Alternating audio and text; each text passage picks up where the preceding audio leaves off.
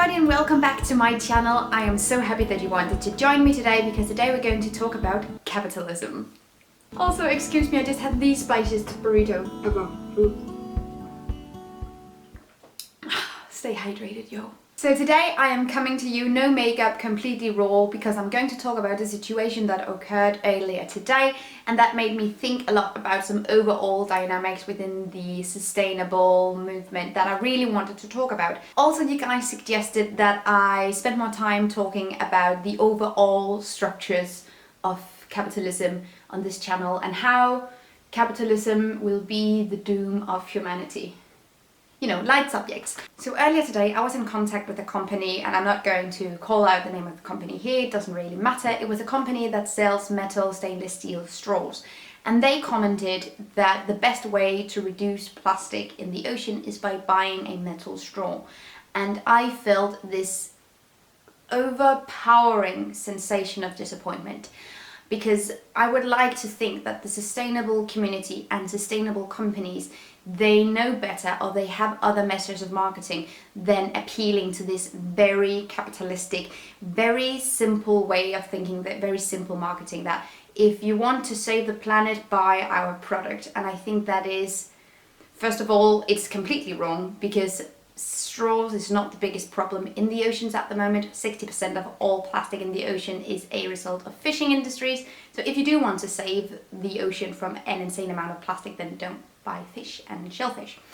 But yeah, I posted on my story that I was disappointed because what these sort of companies they do is that they steer the conversation and the discourse away from the actual topics, because there's so many different measures we can take as consumers, and there's so many measures companies and industries can take in order to improve their impact.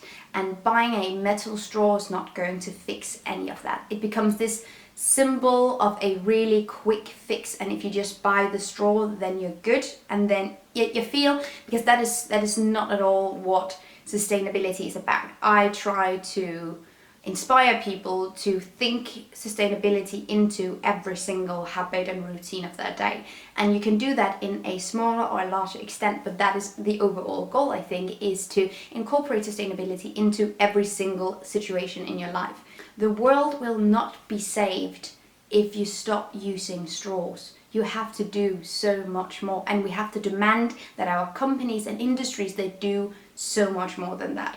So the overall issue here is that we have companies that actually have good sustainable products that market themselves in a very unsustainable and unethical manner. It's not about greenwashing per se. I mean, it's a little bit about greenwashing, but greenwashing is a pain in my butt in a whole other way, because that's when we have an unsustainable company, an unsustainable product, and they try to market it as sustainable. But this is a case where you actually have a sustainable product, but it's marketed in a completely wrong way, and it steers the discourse into a sort of, we can buy our way out of this situation, out of this problematic mentality. We are so affected by capitalism. It affects every single aspect of our lives, and now we're facing a situation where our world is literally dying. And the only thing we can think of is buying our way out of it. And this is the only situation we really cannot buy ourselves out of. But we see this in companies all the time, and that's something that I really want to uncover here, and just, I want to say it out loud, because then possibly maybe someone out there will be affected by that and see these dynamics in their lives and maybe trying to change it. That is the overall goal. If someone who owns a company is watching this video as well, this is also very much indeed for you, because the big problem with sustainability is that the thing we need to do is buy less. I get why it's a problem owning a sustainable business when the thing that is the most sustainable you cannot really promote, because that would be not buying anything at all. It's also why a lot of feminine hygiene companies do not sell menstrual cups, because their profit would decrease so much if people only had to buy one product every 6th year rather than several products every month. I would advise consumers not to look towards companies that earn money from selling products when trying to find tips and guides for sustainable living, because they usually do not have the answer.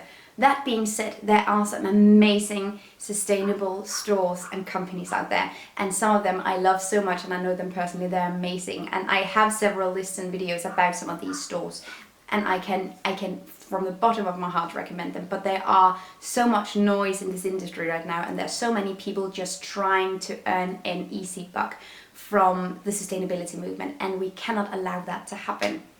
Also, I would like to point out as well that yes, I also earn a living from sustainability talks and from the sustainability movement. Woohoo! And I'm really super proud of that. But my primary goal is not to become super rich. It is not even to earn money. I'm so glad that that happens, but that is not my goal. And I don't want to sell you or even promote products to you that I don't find necessary or that I don't find good, ethical and sustainable. So I'd just like to make that clear. But I do realize that some people might possibly have an issue with this, and I would love to discuss that even further if you're interested.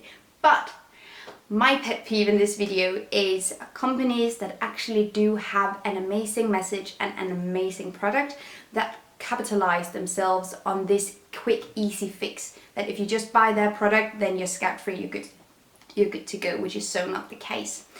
I ended up talking to the company in a private message on Instagram, and they asked me how they in the future could approach people and how they could comment in the future in order not to create that sort of discourse, or in order not to steer the discourse off. And I replied to them that simply complimenting different kinds of efforts and different kinds of products on Instagram and on social media in general from people that are not necessarily related to their product but just sustainability in general makes for such good advertising. Being positive and being kind as a company and on their social media platform is something very few companies are capable of doing, weirdly. But that is the case. So instead of trying to pull focus towards your product in every single comment, try simply just to comment positively and embracingly towards other kinds of sustainability initiatives as well, because that's something that really works, and that's something I find to be so inspiring and amazing. There's something deeply ironic about the fundamental structure of capitalism and its fusion with sustainability, and I'm not entirely sure that it's something that works very well together, which is also why we see a lot of companies failing at promoting their products in a way that's actually in alignment with their message. But I do think that it's important as a consumer, whenever you see this thing happening, that you are making these companies aware that what they are doing is actually quite counterproductive. So yeah, that is my video. I hope you enjoyed it.